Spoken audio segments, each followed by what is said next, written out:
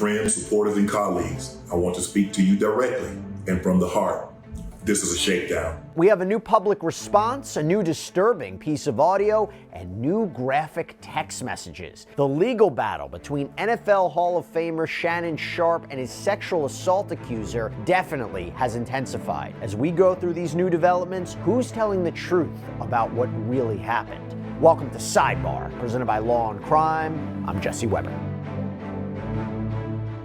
A new legal war has begun, and this time it's between NFL Hall of Famer, podcaster, commentator Shannon Sharpe and the woman who's accusing him of sexually assaulting and raping her as recently as January of this year. Now, we covered this earlier in the week, but now, not only has Shannon Sharpe fired back in a major way, releasing a public message, a response, apparently revealing the identity of this Jane Doe, but he's also published never-before-seen apparent text messages between the two. Quite a response, to say the least. And then what happens? You think the story ends there? No.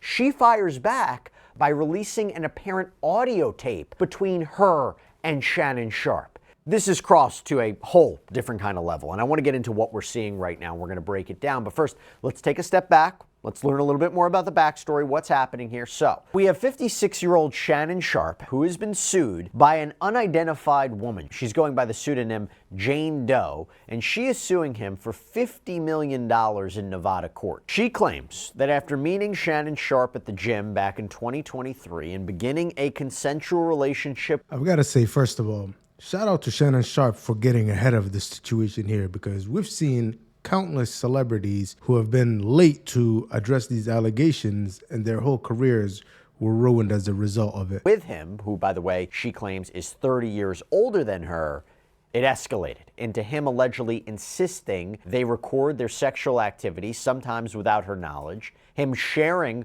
those videos with others, him allegedly telling her that he would do things to her that, quote, would make no other man want her, that he allegedly manipulated her, controlled her, threatened her, intimidated her, was able to gain access to her apartment complex without her permission. For example, this is from the lawsuit. It reads, "The verbal abuse never stopped. He would berate and degrade plaintiff, just as he had from the beginning. One time specifically, he was yelling at her while there was a firearm visible in his room. Terrified for her safety, plaintiff tried sharing her location with friends from her iPhone just in case. But Sharpe saw her doing this. When he realized what she was doing, he grabbed her by the neck and told her, 'If you ever do that again, I will bleeping kill you.' And then, this finally all allegedly culminated with Jane Doe claiming that in October of 2024, Sharpe violently sexually assaulted and raped her in Las Vegas, all while she was allegedly sobbing. And she claims he did this again recently in January of 2025, her allegedly begging him to stop as this was purportedly going on. So she has sued him for assault, sexual battery, sexual battery, intentional infliction of emotional distress. She's being represented by Texas attorney Tony Busby, who we know famously represented a Jane Doe in a now defunct sexual assault lawsuit against Jay-Z. He represents several accusers in actions against Sean Diddy Combs. Yeah, this guy right here, Tony Busby, is the biggest scumbag in today's society. This guy is literally running a legal shakedown racket. His whole thing is this: he's gonna go find high-profile guys, and he'll find women who are accusing them, women that they've fallen out, who they probably had some kind of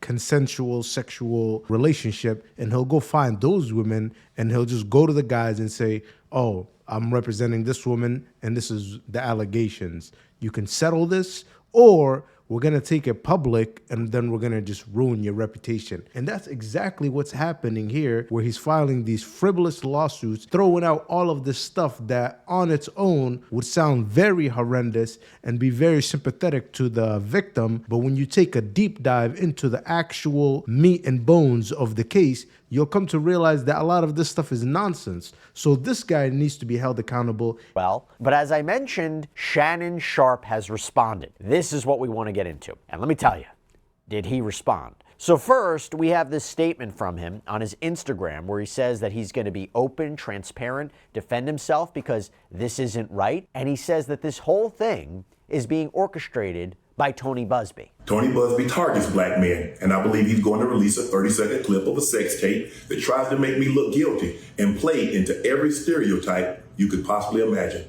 That video should actually be 10 minutes or so. Hey, Tony, instead of releasing your edit, put the whole video out. I don't have it, or I would myself. You know what happened, and you're trying to manipulate the media. And he goes on to say that the encounter in question took place during the day at the invitation of Jane Doe, says that this was all a deliberate setup by her. He also, by the way, revealed her first name and apparently her name that she purportedly uses on OnlyFans. We're not going to reveal those names here. We're not going to do that.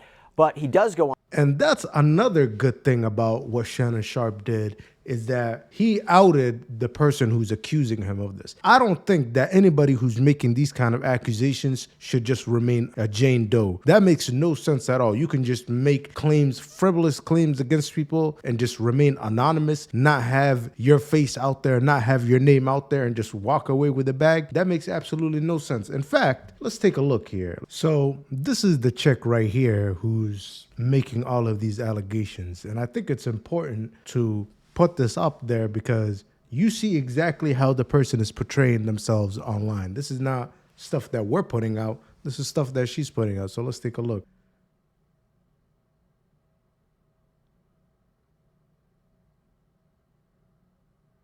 As you guys can see, this is completely thought behavior. Let's get back to the video. Wanted to say, quote, "My career is all about real talk and honesty. I know my family and fans know exactly what this is about, and I'm going to be out there telling you whatever I need to say, just like I always do." And we also got a statement from his attorney, Lonnie J. Davis, and that reads, "Mr. Sharpe categorically denies all allegations of coercion or misconduct, especially the gross lie of rape, and will not submit to what he sees as an egregious attempt at blackmail.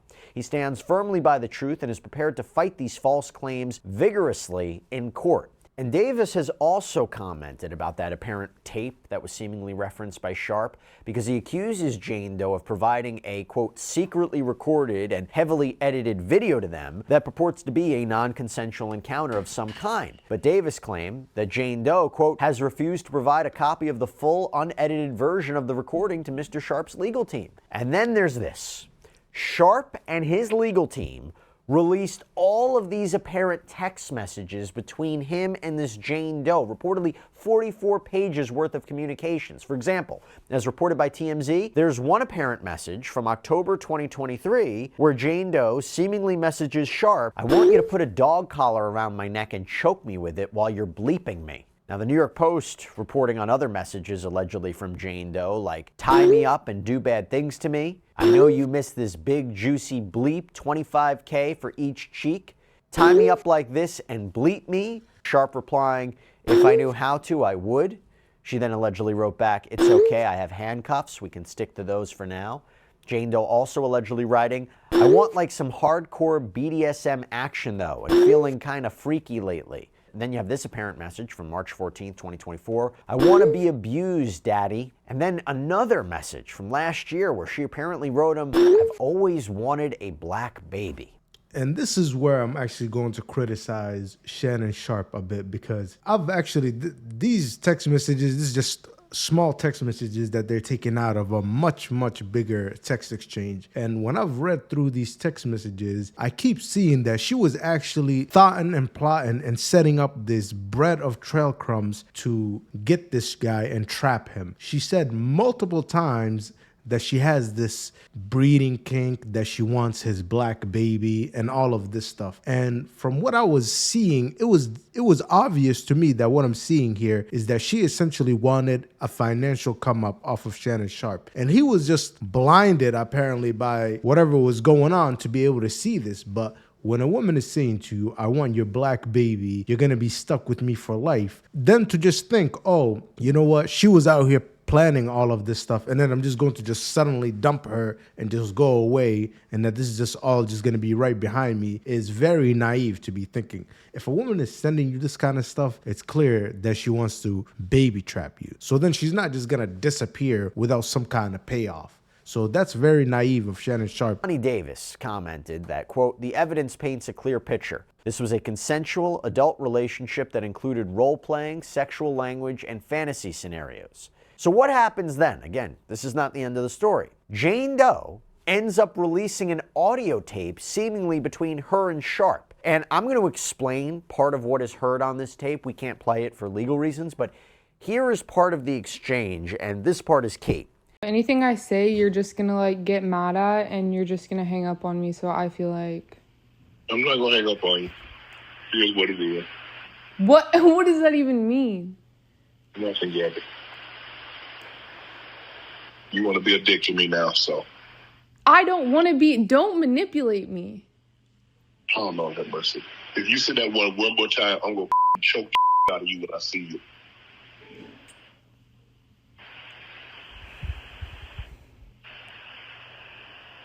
Thank you. Well, I don't want to be choked. Yes, you do. I don't think you have a choice in the matter. This is from the audio tape. Jane Doe says, "Don't manipulate me." Sharpe replies, "If you say that word one more time, I'm going to choke the bleep out of you next time I see you." Jane Doe pauses, takes a minute, and says, "Well, I don't want to be choked."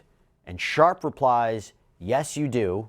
I don't think you have a choice in the matter." Now, to be clear, You see, what I told you guys is, first of all, I listened to the audio. It did not sound good for Shannon Sharpe at all. But then again, this is all within the confines of a consensual role play BDSM relationship. So when he's saying this kind of things, she might be receptive to it and she might be saying, yes, do that to me, daddy. But the phone call was actually highly edited and they cut out all the parts that were incriminating her as, you know, playing along with this. And they just put in the parts where Shannon Sharpe is looking out of pocket. And like I told you guys, when this stuff is committed to paper, it looks so much worse. this tape may only be a portion of the entire conversation and audio, but this appears to be a portion nonetheless. Jane Doe's attorney, again Tony Busby, described this audio as, quote, "The contents of this clip are certainly not sexual. They are not playful. They are instead disturbing, aggressive, and dangerous.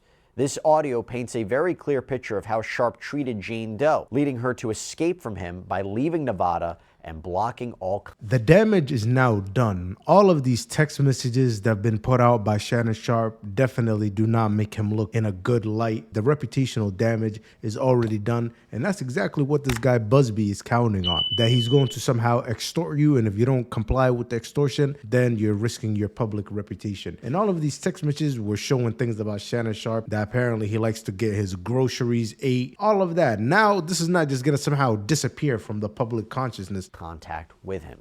And he added that they released this audio in response to Sharpe's lawyer, Lonnie Davis, trying to discredit Jane Doe by releasing all of these alleged texts, which, by the way, Busby says are basically irrelevant because they're all before the alleged assault. All right, guys, so that's where we'll end it. Let me know your thoughts down below. Do you agree? Do you think Shannon is guilty? Do you agree with the chick Gabby? Let me know your thoughts down below. It's your boy Scope. Hopefully you enjoyed the video. I'll catch you guys on the next one.